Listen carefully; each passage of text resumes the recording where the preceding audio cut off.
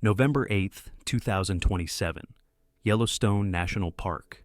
The cold was the kind that cut right to the bone, each frigid gust like needles piercing my skin. The forest around me felt eerily silent, as if the entire park were holding its breath. This wasn't my first time finding myself in the middle of nowhere, seeking some semblance of peace, but I'd never felt so uneasy. Who would have thought that my escape from civilization would end up like this? I was standing beside the old Natural Observatory, a quiet spot, nearly deserted at this hour. Beside me was Maria Elena Torres, a Chilean student I'd met just a few hours earlier, staring intently at the sky. She was younger, brimming with ideas about alien life and the mysteries of the universe. Ever the skeptic, I gave a half smile while she talked about what she believed was lurking in Yellowstone. Maria was obsessed with the idea of finding something in the park, something extraordinary, as she put it. I still didn't know why I agreed to wander with her through the early hours. Maybe it was my own restlessness, or perhaps something else. I couldn't quite tell. But there we were, and the night grew darker, like a vast shadow creeping across the sky. Then we felt a faint tremor, almost as if the ground itself was vibrating. I stopped and looked at Maria, who had wide eyes and couldn't speak a word. The tremors grew stronger, and then a light appeared in the sky, something I'd never seen before. It was a bluish light, swirling in perfect, mesmerizing circles. And damn, it was coming toward us at an unimaginable speed. The light intensified, pulsing with a frequency that made my chest thrum, like a deep sound only we could hear. A shiver ran up my spine, a mix of awe and sheer terror, but I couldn't look away. Maria clutched my arm tightly, muttering something in Spanish that I couldn't understand. All I knew was that, under that strange sky, I was witnessing something my mind, trained in military logic, couldn't process. Then the light erupted into a beam that shot down straight over us, like a solid, deadly bolt, scorching the ground around us.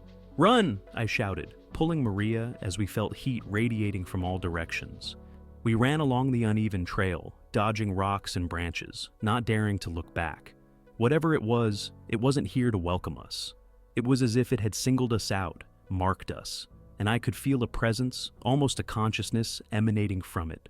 The light suddenly vanished, leaving only thick darkness and the scent of something burned.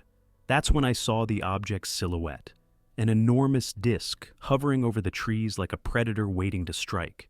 I'd seen a lot in my life, but nothing like this. The metal looked almost organic, pulsing, alive. Maria stopped beside me, breathing heavily, and murmured, "Do you still think this is nonsense, Jack?" "Nonsense?" I replied, my heart racing. "This is a nightmare, and we'd better get out of here before it becomes our last." But as soon as we took a step to flee, a blast of green light shot from the disc, scorching the ground mere feet from us. It was as if it were warning us. There was nowhere to run. I looked to the sky, desperately trying to think of a way out. That's when I remembered the abandoned military base not far from here, where Euthanasia, my old combat jet, was still stored. It was a secret project that had never been decommissioned, a relic of the Cold War. I knew that, with a little luck, and if that fuel tank was still full, we might have a chance. Slim, but it was all I had. "Maria, you're going to have to trust me," I said, gripping her arm. "We're heading to the base. I'm going to make that thing regret coming here." She looked at me with a mix of fear and admiration, and without hesitation ran alongside me. We reached the base in minutes, driven by pure adrenaline. There it was, Euthanasia, covered in dust, but ready for battle. "I hope you still know how to fly that thing, Jack," Maria said with a nervous smile. "Only one way to find out." She climbed into the cockpit with me, and before I could second guess, I powered up the systems. The engine roared as if the jet were awakening from a deep slumber, and I felt every cell in my body resonate with its energy. As soon as we took off, the UFO turned toward us as if it knew we were now a threat. I felt a heat in my chest, a fury I'd never known before. Alien technology or not, I was putting everything I had into this fight. The sky was a silent battlefield until the disc fired a sequence of beams in our direction. I swerved at the last second, feeling the heat skim the jet's side. "Maria, ready the missiles. Let's see if it can take a hit." She obeyed, and as soon as we had a clear shot, I fired. The missile streaked through the air, slamming into the side of the alien craft, which wavered in the air like a wounded beast. But it was far from down.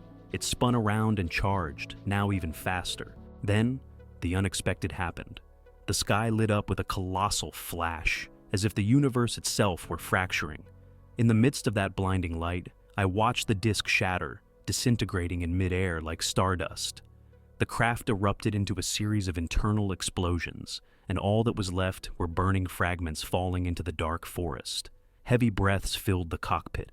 Maria looked at me, still in shock, but with a relieved, almost incredulous smile. "You did it, Jack. We did it." I looked up at the sky, still glowing from the last sparks of that alien explosion, and replied with a nervous laugh. "Let them try to come back. Euthanasia is ready for more." We landed the jet, our hearts still pounding, as the dark night returned to its deep silence. That night, Yellowstone had witnessed something that would never be explained, and we both knew this wasn't the end. This was just the beginning of something far, far bigger.